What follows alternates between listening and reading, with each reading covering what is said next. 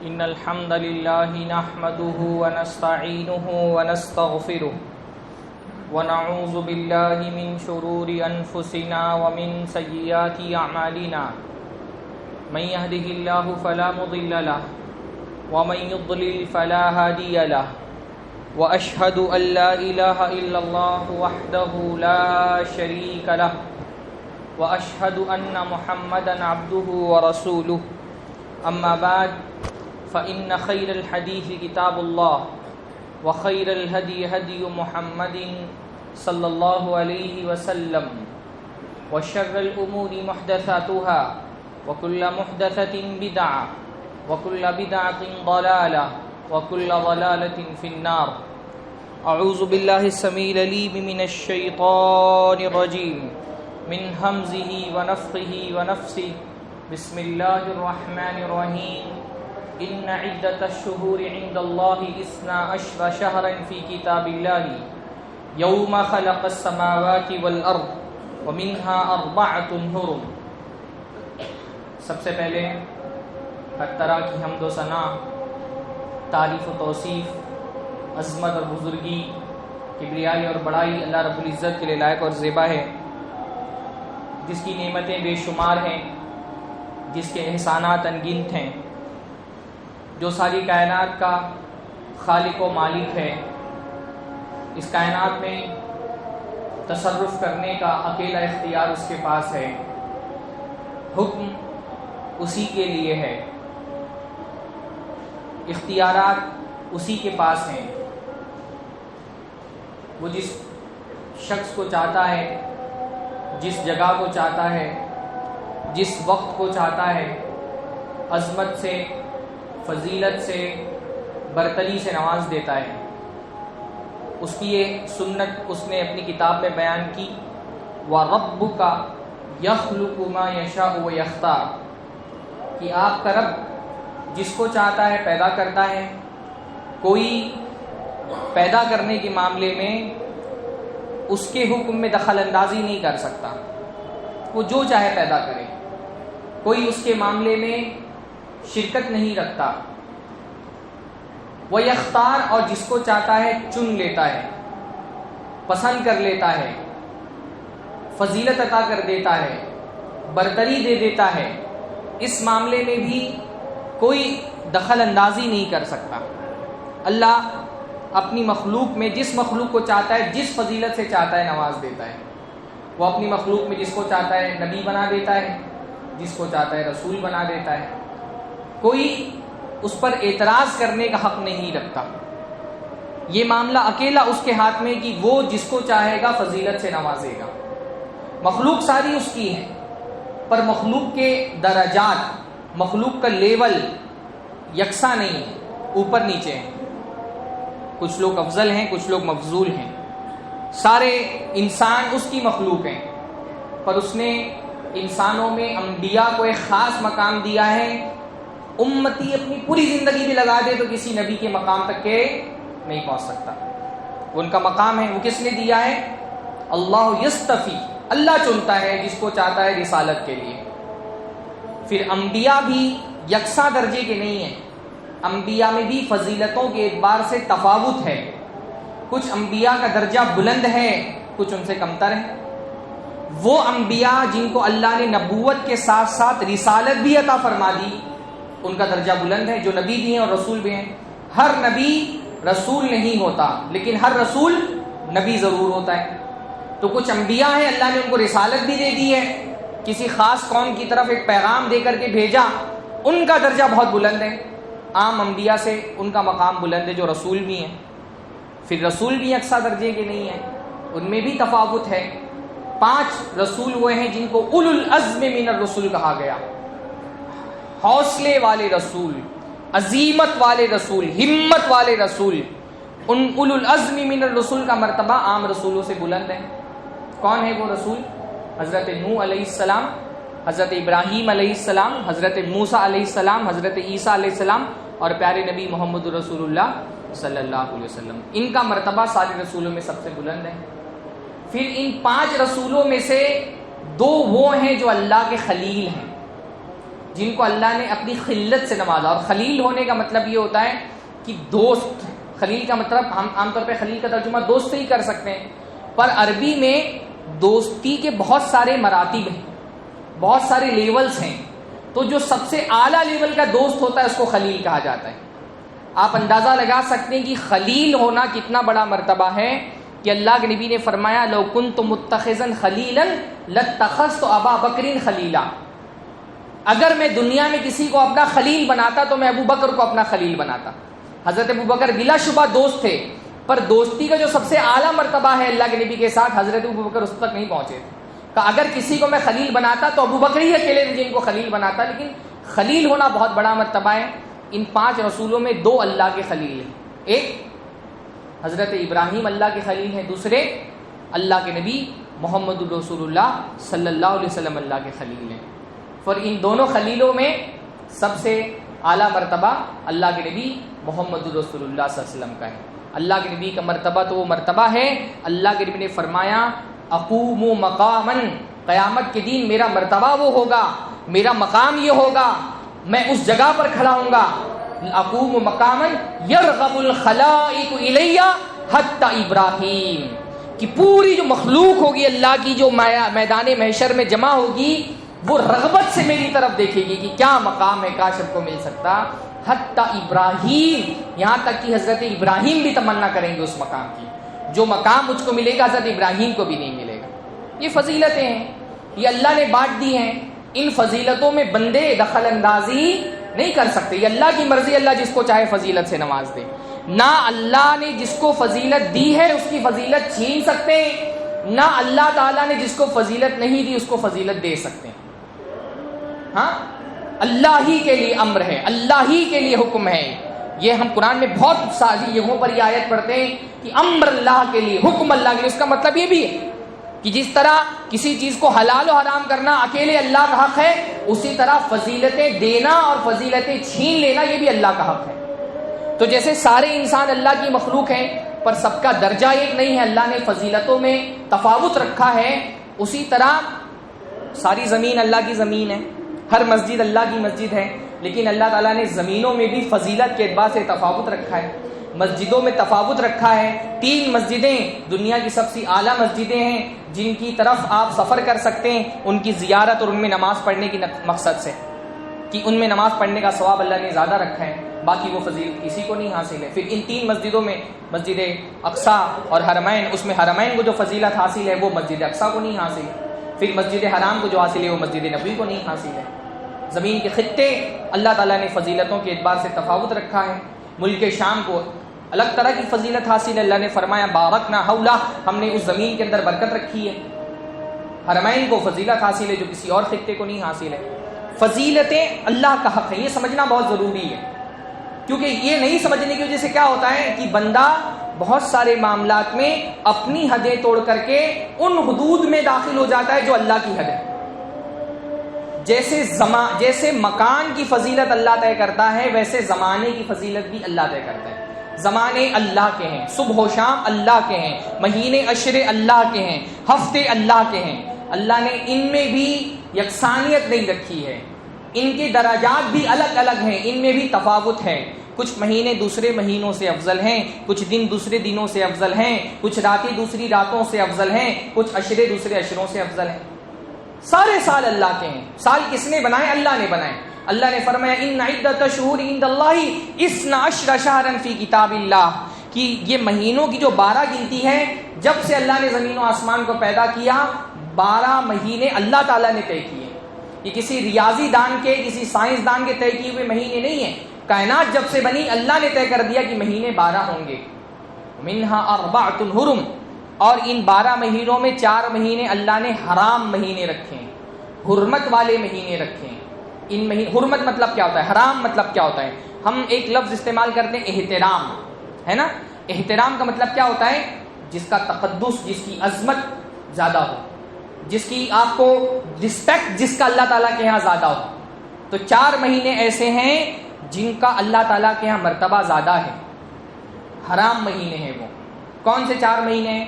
بہت ایک آسان فارمولہ میں بتا دیتا ہوں. بہت سارے لوگ پہلی بات تو یہ کہ ہمارے یہاں لوگوں کو 12 مہینوں کے نام یاد ہو جائیں یہی بہت ہے. ہاں ہم جو ہے اپنی تہذیب چھوڑ کر کے یہ مہینے جو ہیں یہ سال ہجری سال جس کو ہم کہتے ہیں جو ہمارا کیلنڈر ہے، کیلنڈر جو ہے وہ کسی کلچر کا نمائندہ ہوتے ہیں، ایک کلچر کو ریپرزینٹ کرتے ہیں. ہم کیونکہ اپنا کلچر چھوڑ کر کے اپنی تہذیب چھوڑ کر کے غیروں کی تہذیب کے دلدادہ ہو گئے تو ہم نے اپنا کیلنڈر بھی چھوڑ دیا ہوا ہے. اپنے کیلنڈر کی بھی ہمارے پاس کوئی وقت نہیں. ہمارے بچوں کو جنوری فروری یاد ہے، میں یہ نہیں کہتا ان کا استعمال کرنا حرام ہے، بلا شبہ ضرورت ہے، آپ کو یاد ہونے بھی چاہیے، پر یہ کہ اپنے کیلنڈر پر دوسرے کے کیلنڈر کو اتنی ترجیح دینا کہ اپنا کیلنڈر بھول ہی جانا، اس کو بالکل ترک کر دینا، اس کی تاریخوں کا حساب نہیں رکھنا. واللہ مطلب اگر یہ عید اور رمضان کا مہینہ اگر نہ ہو تو شاید ہم کبھی چاند بھی نہ دیکھیں. بلکہ میں یہ بتاتا ہوں نا 60% کم سے کم اندازہ میں بتا رہا ہوں 60% لوگوں کو مہینہ تو چھوڑیے سال بھی نہیں پتا ہوگا کہ کون سا سال چل رہا ہے، صدی بھی نہیں پتا ہوگی کہ کون سی صدی چل رہی ہے، کیونکہ اس سے کوئی مطلب ہی نہیں ہے. اور اس کا بہت بہترین مظہر آپ اب تو کم از کم ہم نے اپنے بچپن میں یہ دیکھا ہے کہ کم سے کم عید وغیرہ کے موقع پہ اتنا شوق ہوتا تھا کہ چاند دیکھ لیتے تھے. میں کئی سالوں سے یہ دیکھ رہا ہوں چاند دیکھنے کا رواج مسلم علاقوں میں ختم ہو گیا. آپ کو سڑک پہ کوئی بھیڑ نظر نہیں آتی چاند رات کے دن، نہ عید کے دن، نہ رمضان کے دن، نہ بقرعید کے موقع پر، عید الاضحیٰ کے موقع پہ نہ سڑک پہ کوئی بھیڑ دکھتی ہے. یعنی یہ مسلمانوں کا شعار اور اللہ کے نبی صلی اللہ علیہ وسلم کی سنت ہے جس کو ہم نے ترک کر دیا ہے چاند دیکھنا. نہ پہلے ہم کم سے کم بچپن میں اور دنوں میں ٹیرس پر اور سڑکوں پہ لوگ دکھائی دیتے تھے چاند دیکھنے کے لیے، اب وہ سنت باقی یہ مسلمانوں کا شعار ہے. ہمارا صرف عید اور بقرعید جو ہے وہ صرف چاند سے متعلق نہیں ہے، ہمارا زندگی کا بہت سارا نظام چاند سے ہی متعلق ہے. بہت تعجب ہوتا ہے، بعض خواتین نے جو ہے وہ عدت کے مسائل پوچھنے کے لیے فون کیا تو وہ جوڑ رہی تھی کہ جنوری میں میرے شوہر کا انتقال ہوا تو فروری مارچ اپریل 4 مہینے ایسے ہوتے ہیں.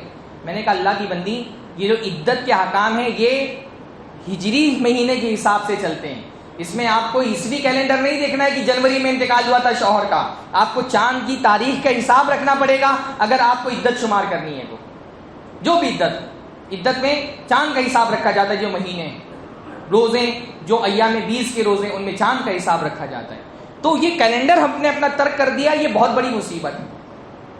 4 مہینے اللہ کے نبی صلی اللہ علیہ وسلم اللہ نے بتایا حرمت والے مہینے 4 ہیں. وہ 4 مہینے کون سے ہیں؟ 3 متوالیات، حدیث میں آتا ہے 3 مہینے لگاتار ہیں.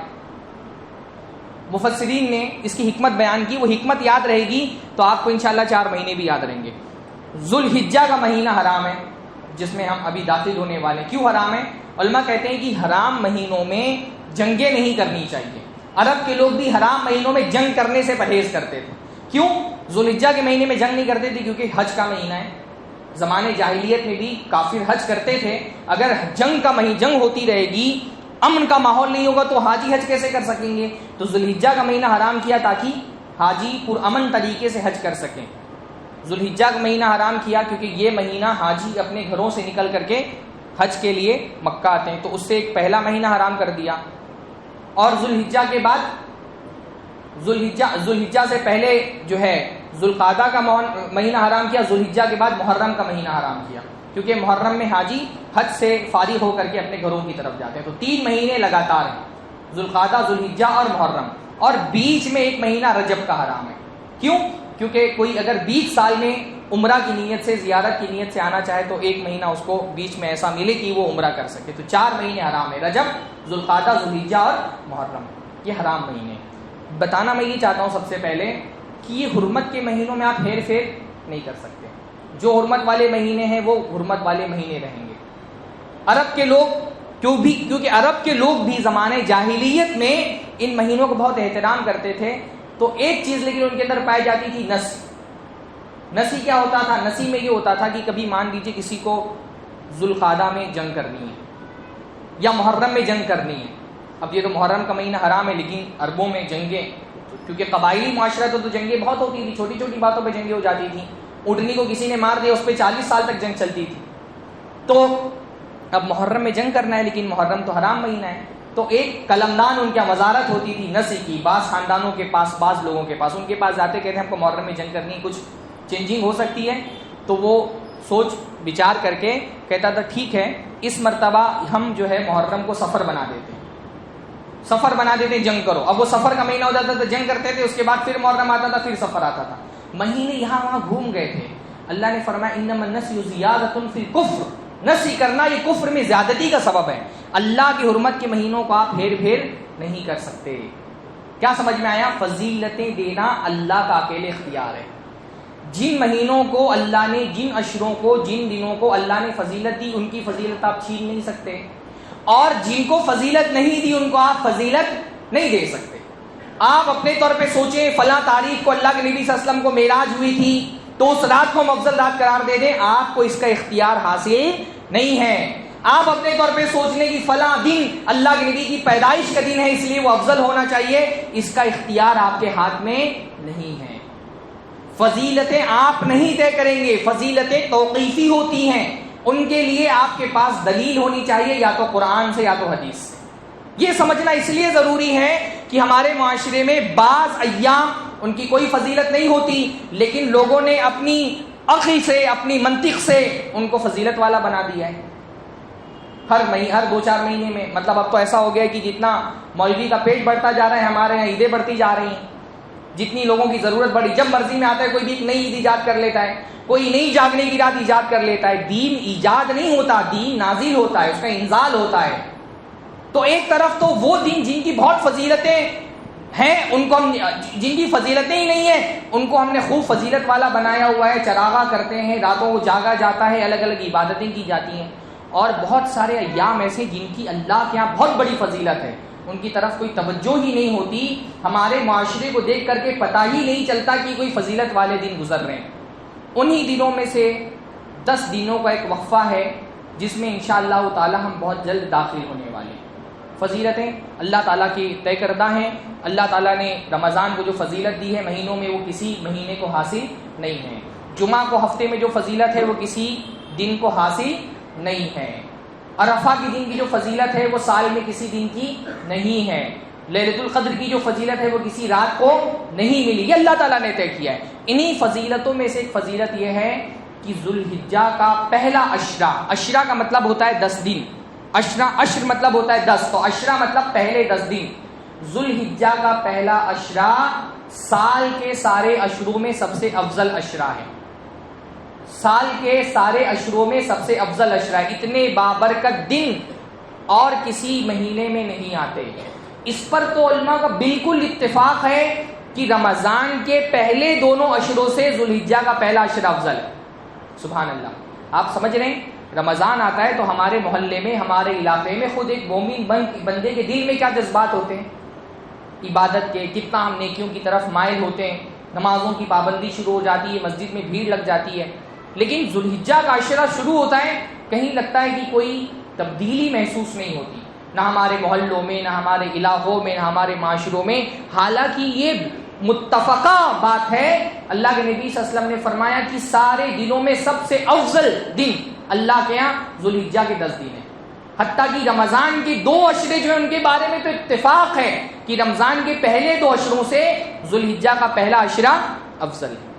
البتہ اس میں علماء کا اختلاف ہے کہ رمضان کا آخری عشرہ زیادہ افضل ہے یا ذوالحجہ کا پہلا عشرہ زیادہ افضل، اس میں اختلاف ہے. باقی 2 عشروں کے بارے میں کوئی اختلاف نہیں ہے. بعض علماء کہتے ہیں ذوالحجہ کا پہلا عشرہ رمضان کے آخری عشرے سے بھی زیادہ افضل ہے، کیونکہ اللہ رب کے نبی صلی اللہ علیہ وسلم نے فرمایا افضل ایام الدنیا، دنیا کے سارے دنوں میں سب سے افضل دن ذوالحجہ کے پہلے 10 دن ہیں. تو بعض علماء نے اس حدیث کے عموم سے استدلال کرتے ہوئے کہا کہ ذوالحجہ کا پہلا عشرہ افضل ہے. بعض علماء نے کہا نہیں، رمضان کا آخری عشرہ زیادہ افضل ہے ذوالحجہ کے پہلے عشرے سے، کیونکہ اس میں لیلۃ القدر ہے. جن علماء نے کہا لیلۃ القدر ہے ان کا جواب دیتے ہوئے ان علماء نے جو کہتے ہیں ذوالحجہ کا پہلا عشرہ افضل ہے، وہ کہتے ہیں اگر اس میں لیلۃ القدر ہے تو اس میں یوم الترویح ہے، یوم عرفہ ہے، یوم النحر ہے، 3 افضل دن ہیں. حج کے سارے مناسک، بیشتر مناسک ذوالحجہ کے پہلے عشرے میں ادا کیے جاتے ہیں. افضل العبادات یعنی اسلام کے 5 ارکان جمع ہو جاتے ہیں پہلے عشرہ کے اندر. 5 ارکان، توحید تو بہرحال ہے، یہ تو توحید والے دن ہے ہی ہے، بندہ تو توحید کے کلمات کو بلند کرتا ہے، تکبیرات کہی جاتی ہیں، نماز پڑھی جاتی ہے، خاص مخصوص نماز. کون سی نماز؟ عید کی نماز پہلے عشرے میں پڑھی جاتی ہے 10 تاریخ کو. روزہ رکھا جاتا ہے، روزہ بھی اسلام کے ارکان میں سے ایک رکن ہے، وہ رکھا جاتا ہے، افضل العبادات میں سے ہے. اور صدقے میں جو ایک صدقے کی ایک قسم قربانی بھی ہے، قربانی میں آپ گوشت کھاتے ہیں، صدقہ بھی کرتے ہیں، تو وہ بھی اس میں پایا جاتا ہے. اور حج تو بہرحال ہوتا ہی ذوالحجہ کے پہلے عشرے میں. تو بعض علماء نے یہ کہا کہ اس میں افضل العبادات جمع ہو جا رہی ہیں. اس میں گرچہ لیلۃ القدر ہے، اس میں تو تین افضل دن ہیں. اور یوم النحر کے بارے میں تو خود اللہ کے نبی نے فرمایا کہ افضل الایام عند اللہ یوم النحر ثم یوم القر، کہ اللہ کے یہاں سب سے افضل دن جو ہے وہ یوم النحر کا دن ہے، عید کا دن، جس دن جانور ذبح ہوتے ہیں، سب سے افضل دن ہے. ثم یوم القر، اس کے بعد فرمایا اللہ کے نبی صلی اللہ علیہ وسلم نے کہ وہ 11 ذوالحجہ کا دن جب مینا میں قیام کرتے ہیں. بعض علماء نے دونوں میں تطبیق دینے کی کوشش کی ہے اور یہی قول زیادہ صحیح لگتا ہے. بعض علماء یہ کہتے ہیں کہ رمضان کے آخری عشرے کی راتیں زیادہ افضل ہیں اور ذوالحجہ کے پہلے عشرے کے دن زیادہ افضل ہیں. رمضان کے آخری عشرے کی راتیں زیادہ افضل ہیں اور ذوالحجہ کے پہلے عشرے کے دن زیادہ افضل ہیں. بہرحال افضل کون سا زیادہ ہے یہ تو ایک علمی بحث ہے، اس میں کوئی شک نہیں کہ یہ دن بہترین دنوں میں سے، بہترین دنوں میں سے. حتیٰ کہ اللہ کے نبی صلی اللہ علیہ وسلم نے فرمایا کہ بندہ جو بھی نیکیاں کرتا ہے، جو بھی عمل صالح وہ کرتا ہے، ان 10 دنوں کے اندر ان کے علاوہ دنوں میں کی گئی نیکیوں کے مقابلے میں اللہ تعالیٰ کو ان 10 دنوں میں کی گئی نیکیاں سب سے زیادہ محبوب ہیں. ہر طرح کی نیکی، چاہے اس نیکی کا تعلق عبادات سے ہو چاہے معاملات سے ہو. نماز آپ پڑھتے ہیں، فرض نماز آپ جو ان 10 اشروں میں پڑھتے ہیں وہ ان کے علاوہ ان 10 دنوں میں پڑھتے ہیں، ان کے علاوہ دنوں میں پڑھی گئی نماز پر اللہ زیادہ ثواب دیتا ہے. روزہ آپ اگر ان دنوں میں رکھتے ہیں اس کا ثواب زیادہ. نفل اگر پڑھیں گے تو ان دنوں میں پڑھی گئی نفل کا ثواب عام دنوں میں پڑھی گئی نفل سے زیادہ ہوتا ہے. تو حتیٰ کہ اللہ کے نبی سے پوچھا کہ اللہ کے نبی ولل جہاد فی سبیل اللہ، آپ کہہ رہے ہیں کہ سب سے افضل نیکی ان دنوں میں کی گئی نیکی ہے، تو کیا جہاد سے بھی زیادہ افضل ہے؟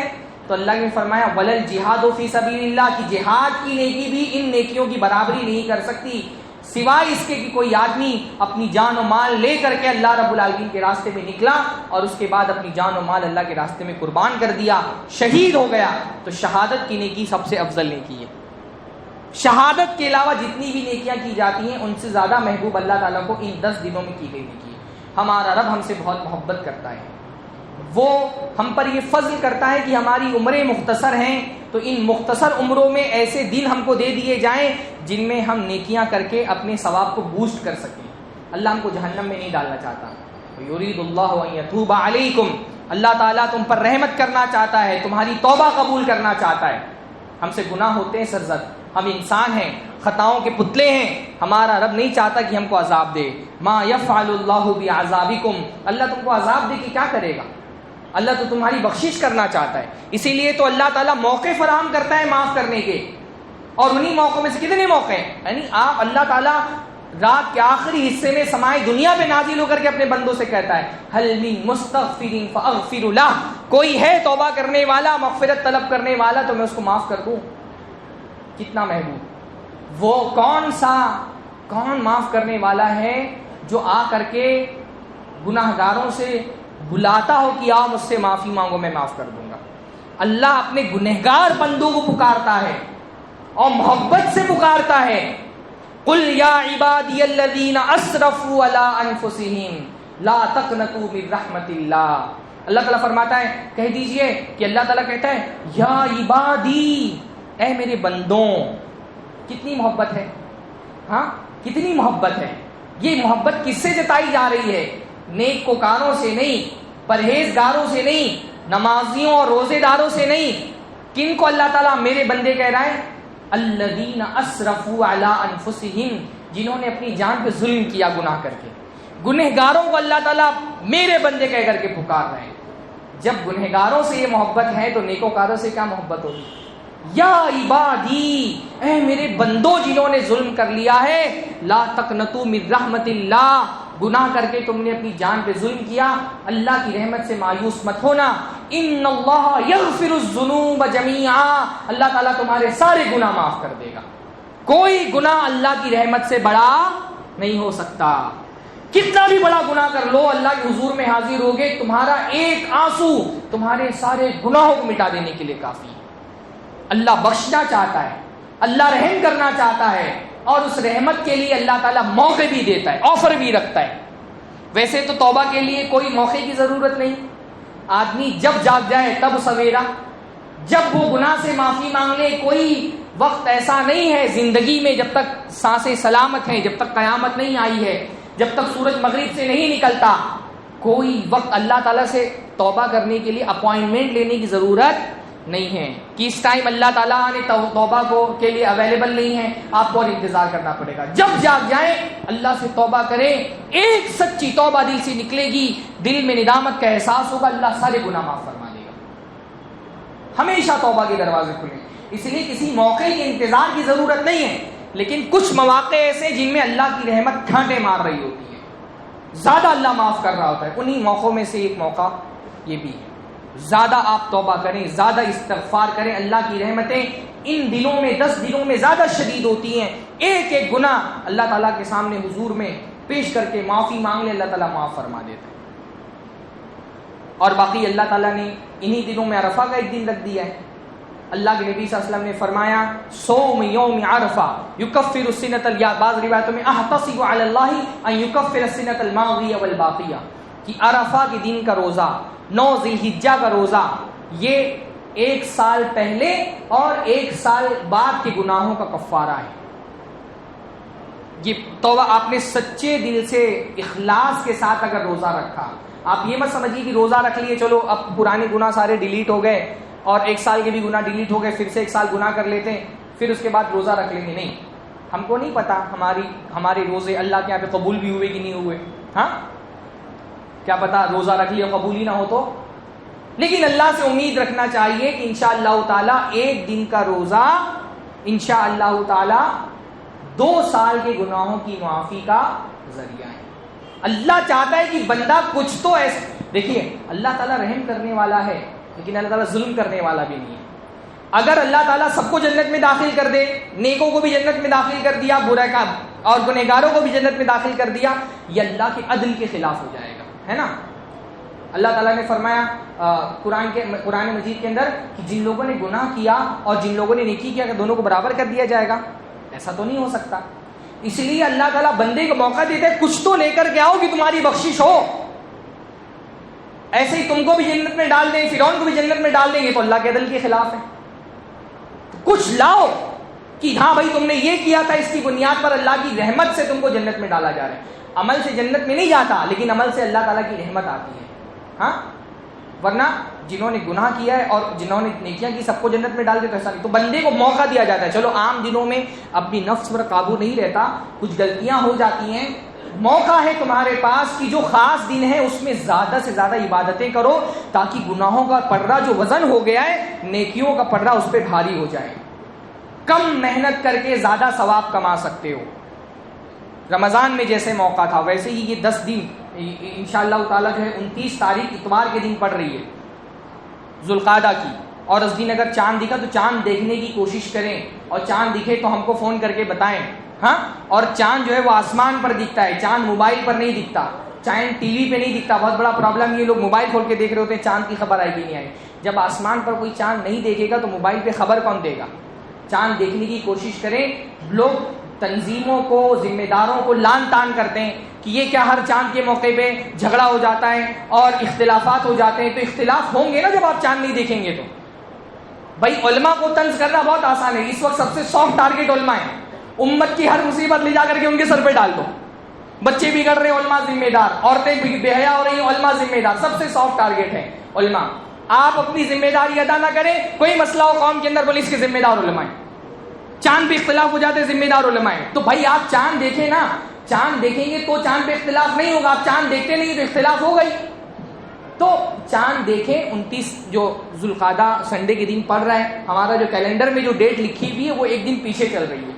جو صبح جنت کے کیلنڈر میں آپ ڈیٹ دیکھ رہے ہیں، کیونکہ پچھلا مہینہ کیلنڈر میں 29 کا لکھا تھا پر 29 کا چاند دکھائی نہیں دیا تھا، تو ایک دن آگے ہمارا کیلنڈر چل رہا ہے، ایکچوئل تاریخ ایک دن پیچھے کی ہے، سنڈے کے دن تاریخ چاند کا دن ہے۔ تو آپ چاند دیکھیں اور چاند دکھائی دے تو عبادت تو آپ کو ویسے ہی کرنی ہے، لیکن وہ چاند دکھتے ساتھ ہی آپ ایک مبارک دن میں داخل ہو جائیں گے، ایک مبارک عشرے میں، ایک مبارک مہینے میں، برکت والے مہینے میں داخل ہو جائیں گے، تو بالکل عبادتوں کے لیے تیار ہو جائیں۔ وہ مہینہ بڑی برکتوں کا مہینہ ہے، وہ خاص طور پہ 10 دن بڑی برکتوں کے دن ہے۔ ہر نیکی کے کام کی طرف آپ کو توجہ کرنی ہے۔ سب سے اہم ترین توجہ تو توحید کی طرف کرنی ہے۔ ساری نیکیوں میں سب سے افضل نیکی کون سی نیکی ہے؟ توحید کی نیکی۔ سارے اعمال میں سب سے افضل عمل توحید کا عمل ہے۔ تکبیر کہنا ہے، اللہ اکبر لا الہ الا اللہ واللہ اکبر وللہ الحمد، کثرت سے تکبیر بولنی ہے۔ زبان، اللہ نے ان دنوں کو ایام معلومات کہا قرآن مجید کے اندر۔ ان 10 دنوں کی فضیلت میں سے ایک یہ بھی ہے کہ یہ ایام معلومات ہیں۔ معلومات، یہ ایام معلومات قرآن مجید کے اندر ان کا نام خاص طور پہ دیا گیا ہے اور فرمایا گیا کہ ان دنوں میں اللہ تعالیٰ کے ناموں کی ذکر کو بلند کیا جائے، خوب اللہ کا ذکر کریے، تکبیر بھی پڑھیے، صبح شام کی دعائیں پڑھیے، اللہ کے نبی سے جو اذکار منقول ہیں وہ اذکار پڑھیے، قرآن کی تلاوت زیادہ سے زیادہ کریے۔ بلکہ صالحین کا یہ شعار رہا ہے کہ وہ 10 دنوں میں قرآن مجید ختم کر دیتے ہیں، کیونکہ افضل دن ہے اور ان افضل دنوں میں ذکر کا بہت زیادہ ثواب آیا ہے، تو خاص طور پہ ذکر کی فضیلت کیونکہ وارد ہوئی ہے اور افضل الذکر قرآن پڑھنا ہے، بہترین ذکر قرآن پڑھنا ہے۔ تو اور جیسے آپ رمضان میں خوب مہینے بھر تیار ہو کر کے زیادہ قرآن پڑھتے ہیں، ان 10 دنوں میں بھی زیادہ قرآن پڑھیے، صبح و شام قرآن پڑھیے۔ ہر نماز کے بعد اگر آپ ایک حصہ متعین کر دیں قرآن پڑھنے کا تو انشاءاللہ 10 دن میں قرآن ختم کر سکتے ہیں۔ اللہ ہم سب کو توفیق دے۔ دنیا کمانے کے لیے لگی ہوئی ہے، ہاں دنیا کمانے کے لیے زندگی پڑی ہے، آخرت کمانے کے لیے کچھ خاص سیزن ہوتے ہیں۔ جیسے کاروباری آدمی اپنے سیزن میں زیادہ محنت کرتا ہے تاکہ زیادہ پیسہ کما سکے، ویسے ہی نیک آدمی مومن وہ جو نیکیوں کی سیزن ہوتے ہیں ان میں زیادہ محنت کرتا ہے تاکہ زیادہ نیکیاں کما سکے۔ تو یہ دن ذکر کے دن ہیں، ان دنوں میں یہ دن نماز افضل، اقیم الصلاۃ لذکری، میرے ذکر کے لیے نماز قائم کرو۔ فرض نمازیں تو آپ کو ویسے بھی پڑھنی ہے، ان دنوں میں ذرا سا پابندی کے ساتھ آپ کو کوشش کرنی ہے کہ اذان ہوتے ہی مسجد میں حاضر ہو جائیں، سنت موقدہ کا اہتمام کریں، نمازوں کا اہتمام کریں۔ خاص طور پہ جیسے ہم لوگ رمضان میں کرتے ہیں نا، خاص طور پہ تو مسلمان کے لیے تو فرض نماز کی کوئی خاصیت نہیں ہے کہ وہ مخصوص دنوں میں پڑھی جائے، فرض نماز تو ہمیشہ آپ کو پڑھنی ہے، لیکن بہرحال اور دنوں میں اگر کوتاہی ہوتی ہے تو کم از کم ان دنوں میں کوتاہی نہ ہو۔ عہد کریں یہاں مسجد میں آج جمعہ کے دن ہے نا، انشاءاللہ تعالی نماز میں کوئی کوتاہی کم از کم 10 دنوں میں نہیں ہوگی انشاءاللہ تعالی۔ ہاں سنت بھی پڑھیں، نفل بھی پڑھیں، جب کم نیکیوں پر کم محنت پر زیادہ اجر مل رہا ہے، بھائی کتنا سال بھر میں گناہ ہو جاتے ہیں، کتنی غیبتیں ہو جاتی ہیں، کتنی نمازیں چھوٹ جاتی ہیں، کتنا لوگوں کے حقوق کی بھی پامالی ہو جاتی ہے، اللہ کے حقوق کی بھی پامالی ہو جاتی ہے۔ ذرا سا یہ موقع ملا ہے کہ ان گناہوں کا کفارہ ہو سکتا ہے۔ عرفہ کے دن کا روزہ خاص طور پہ رکھیے، گناہ معاف ہوتے ہیں، صغیرہ گناہ معاف ہوتے ہیں۔ بعض لوگوں کو ٹینشن ہو جاتا ہے صرف صغیرہ معاف ہوتے ہیں، کبیرہ کیسے معاف ہوں گے؟ بھائی کبیرہ معاف ہونا روزے سے زیادہ آسان ہے، روزہ رکھ کر کے صغیرہ معاف ہوتے ہیں نا، کبیرہ کے لیے آپ روزہ نہ رکھیں، صرف توبہ کر لیں معاف ہو جائیں گے۔ کبیرہ کے لیے تو اور آسان ہے، صغیرہ میں روزہ رکھ رہے ہیں نا، کبیرہ میں آپ توبہ کر لیں معاف ہو گئے آپ کے۔ آسان ہے کہ نہیں؟ روزہ رکھنے سے زیادہ آسان ہے کبیرہ معاف کروانا، پر وہ توبہ کیسے ہونی چاہیے؟ دل کے اخلاص کے ساتھ توبۃ النصوح ہونی چاہیے۔ ایک ایک گناہ اپنے یاد کر کے اللہ کی بارگاہ کھلی ہے توبہ کے لیے، جب تک کہ بندہ سکرات میں مبتلا نہ ہو جائے، ما لم یغرغر، جب تک کہ غرغرہ طاری نہ ہو جائے تب تک گناہ معاف ہو رہے ہیں۔ ہر گناہ، شرک اللہ معاف کر دیتا ہے، اور کون سا گناہ معاف نہیں کرے گا؟ شرک معاف کر دیتا ہے اللہ تعالیٰ۔ اسی طرح ان دنوں میں ایک خاص نیکی یہ بھی ہے کہ آپ جو ہیں جو لوگ عید الاضحیٰ میں قربانی کا ارادہ رکھتے ہیں، وہ چاند نکلتے ہی ان پر حرام ہو جاتا ہے کہ وہ بال یا ناخن یا جسم کی چمڑی کاٹیں۔ حدیث میں اس طرح کے الگ الگ حدیثوں میں الفاظ ہیں، حرام ہے۔ صحیح بات ہے کہ حرام ہے کیونکہ اللہ کے نبی صلی اللہ علیہ وسلم کا جو حکم ہے وہ تاکیدی حکم ہے۔ اگر صرف حکم بھی دے دی کہ اللہ کے نبی تو واجب ہو جاتے ہیں، لیکن اللہ کے نبی تاکید سے حکم دیا فلا یاخذن من شعرہ ولا من اظفارہ شیئا، کہ جب چاند دکھ جائے اور تم میں سے کوئی قربانی کا ارادہ رکھتا ہو تو وہ اپنا ناخن اور اپنا بال نہ کاٹے، بعض روایتوں میں اپنا چمڑا نہ کاٹے۔ تو ان دنوں میں وہ شخص جو ارادہ رکھتا ہے قربانی کا وہ نہیں کاٹے گا۔ علماء نے پوچھا کہ اس کی حکمت کیا ہے؟ علماء نے ایک سوال کیا ابھی ناخن نہ کاٹنے کی کیا حکمت ہے؟ تو کئی ساری حکمتیں بیان کی گئی۔ ایک حکمت بہت دل کو لگتی ہے کہ جو روزہ رکھنے والا بندہ، جو قربانی کرنے کا ارادہ رکھتا ہے بندہ، وہ حج تو کرنے نہیں گیا، پر حج کا ایک منسک وہ اپنے گھر میں ہی ادا کرتا ہے قربانی کر کے. جیسے وہاں پہ ہدی قربان کی جاتی ہے، ویسے ہی یہاں پر بندہ اپنے جانور قربان کرتا ہے. تو حاجی سے اس کی مشابہت ہو جائے تو وہ چیزیں جو حاجیوں پہ حرام ہے ساری تو اس پر حرام نہیں ہوتی ہیں، پر کچھ چیزیں اس پر حرام کر دی گئی تاکہ حاجیوں سے ہم حج تو نہیں کرنے جا سکے، پر حاجی جس طرح حالت احرام میں اپنا ناخن بال وغیرہ نہیں کاٹ سکتے، ویسے ہی قربانی کا ارادہ کرنے والا بھی مشابہت اختیار کرتا ہے، حاجیوں کی مشابہت اختیار کرتا ہے. یہ بھی جو ہے وہ ایک خاص معاملہ ہے کہ بال اور ناخن. اب یہ سوال یہ بھی آتا ہے کہ بال اور ناخن کون نہیں کاٹے؟ وہ آدمی جو قربانی کرنے والا ہے وہ نہ کاٹے یا اس کے سارے گھر والے نہیں کاٹے؟ اس میں صحیح بات یہ ہے کہ حکم صرف اس شخص کو ہے جو قربانی کر رہا ہے، یعنی جس کی ملکیت ہے جانور. باقی لوگ اس کے ساتھ قربانی کی ملکیت میں نہیں شریک ہے، قربانی کے ثواب میں شریک ہے. گھر کے جو دوسرے افراد ہوتے ہیں وہ ثواب میں اس کے ساتھ شریک ہے، پر قربانی کس کی ہو رہی ہے؟ یہ آدمی جو قربانی کر رہا ہے اس کو حکم دیا گیا کہ تم بال اور ناخن نہ کاٹو. تو جو مالک ہے جانور کا وہ نہیں کاٹے گا، اس کے علاوہ جو گھر کے دوسرے افراد ہیں وہ ناخن اور بال کاٹ سکتے ہیں. علماء کا یہ فتویٰ ہے، ٹھیک ہے. اس میں یہ صحیح بات یہی ہے. تو بال اور ناخن نہ کاٹے. ایک سوال یہ بھی پیدا ہوتا ہے جو قربانی کا ارادہ نہیں رکھتا کیا وہ بھی بال اور ناخن نہیں کاٹے گا؟ ایسی کوئی بھی حدیث ثابت نہیں ہے کہ جو قربانی کا ارادہ نہ رکھتا ہو وہ ان 10 دنوں میں بال اور ناخن نہ کاٹے. ایسی کوئی حدیث نہیں ہے. البتہ ایک حدیث ہے غالباً ابن ماجہ یا ابو داؤد کی، جس میں اللہ کے نبی نے فرمایا کہ جو شخص، یعنی اللہ کے نبی کے پاس ایک صحابی ہے، کہا کہ میرے پاس صرف ایک دودھ دینے والی بکری ہے اور کوئی جانور نہیں ہے، تو دودھ دینے والی بکری تو میں اس میں بھی ضرورت ہے. تو اللہ نے فرمایا کہ جب تم نماز پڑھ لو اس کے بعد اپنے ناخن اور بال ناخن وغیرہ کاٹ لو، غالباً ناخن ہی کا لفظ ہے کہ کاٹ لو، تو اس سے کیا فائدہ ہوگا کہ تم کو قربانی کا ثواب مل جائے گا. اس روایت کے بارے میں اختلاف ہے کہ صحیح ہے یا ضعیف ہے. بعد کے علماء نے اکثر اس کو صحیح قرار دیا ہے. شیخ البانی نے اس کو ضعیف کہا ہے کسی ایک راوی کے مجہول ہونے کی وجہ سے.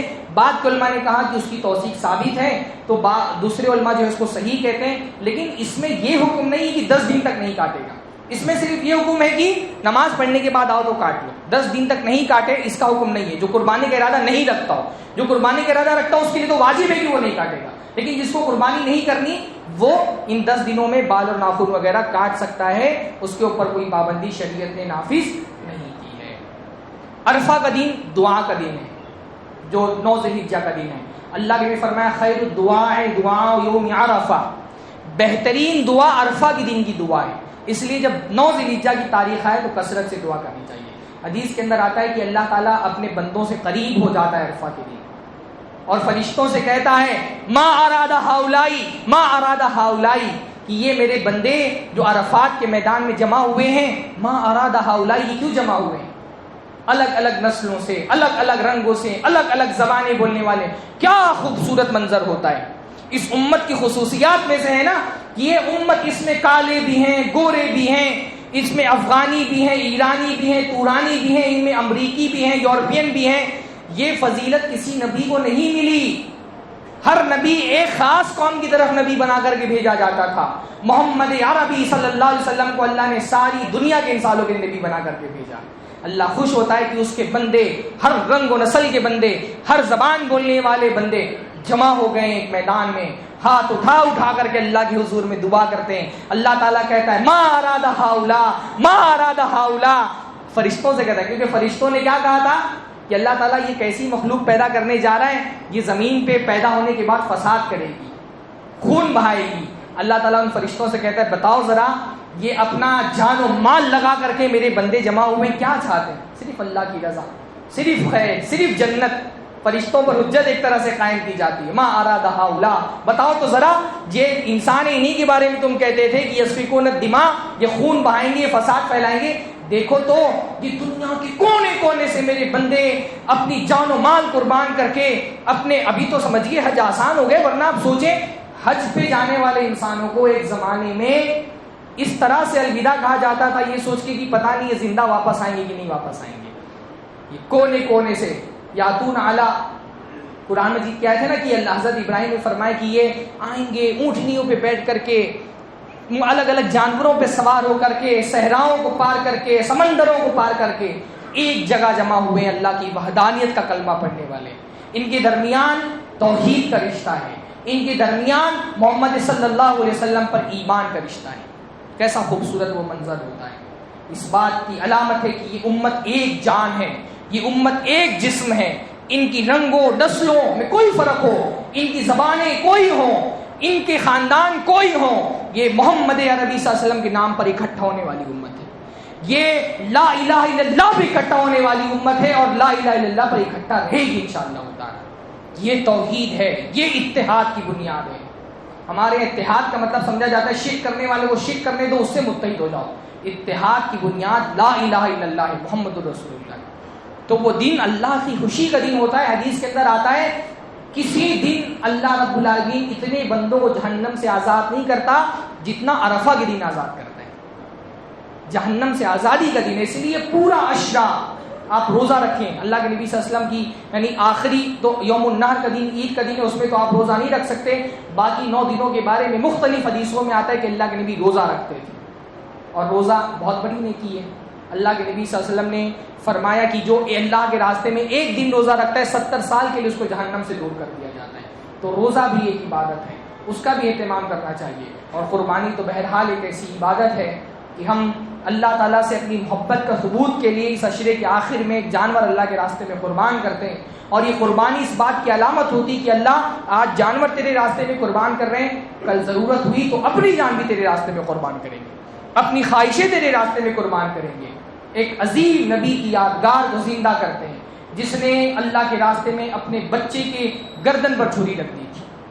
تو یہ ایام بہت فضیلت والے ایام ہیں, ان کا خیال رکھیں, ایکٹیو ہو جائیں, شیڈیول بنا لیں کہ کیا کیا آپ کو کرنا ہے. صرف ذہن میں یہ بات رہے گی کہ اچھا کرنا ہے تو پھر وہ نہیں ہو پاتا. 10 دن بہت آسانی سے نکل جاتے ہیں. ابھی سے شیڈیولنگ کر لیں کہ انشاءاللہ تعالی نمازیں اس طرح پڑھنی ہے, قرآن اتنا پڑھنا ہے, صدقات و خیرات کرنے ہیں, رشتہ داروں کے ساتھ صلہ رحمی کرنی ہے, غریب لوگوں کا تعاون کرنا ہے. خاص طور پہ عید کا موقع آنے والا ہے تو اس میں خیال رکھیں کہ لاک ڈاؤن کا زمانہ ہے, ہمارے بہت سارے احباب, ہمارے رشتہ دار, محلے کے لوگ پریشان ہوں گے. ان کی خوشیوں کو اونچا کرنے کے لیے, اپنے ساتھ ان کو خوشیوں میں شریک کرنے کے لیے ان کا تعاون کریں, صدقات و خیرات کریں. جو بھی نیکی آپ کریں گے ان دنوں میں وہ اور دنوں میں کی نیکیوں سے اللہ کے یہاں زیادہ افضل ہیں. باقی یہ موقع تو قربانی کے مسائل بھی بیان کرنے کا موقع ہے. انشاءاللہ تعالی میرے خیال سے اگلا جمعہ کوئی ہوگا تو اس پہ جو خطیب آئیں گے وہ موضوع بھی رکھیں گے. قربانی کے مسائل کا جاننا بہت ضروری ہے. ان دنوں میں اس کا بھی آپ لحاظ کریں گے. قربانی عبادت ہے, عبادت اللہ کے یہاں اسی وقت قبول ہوتی ہے جب وہ اللہ کے رسول صلی اللہ علیہ وسلم کی سنت کے مطابق ہو, شریعت کے مطابق ہو. تو اس کا بھی ان دنوں میں خاص ایک اہتمام کریں کہ قربانی کرنے سے پہلے ان کے مسائل سیکھ لیں. بہت سارے معاملات میں قربانی کے مسائل سے واقف نہیں ہونے کی وجہ سے لوگ قربانی کرتے ہیں اور وہ مقبول نہیں ہو پاتی. دلوں کو پاک کریں, قربانی کے حوالے سے ریا اور نمود سے جو ہے اپنے آپ کو چھڑا لیں. ریا اور نمود بہت ساری عبادتیں صرف اس لیے ضائع ہو جاتی ہیں کہ اس میں اللہ کی بجائے ہم دوسروں کو بھی خوش کرنے کی نیت شامل کر لیتے ہیں اپنے دلوں کے اندر. اللہ ہم سب کو ان دن کی برکتوں سے فائدہ اٹھانے کی توفیق نصیب فرمائے. وآخر دعوانا الحمدللہ رب العالمین.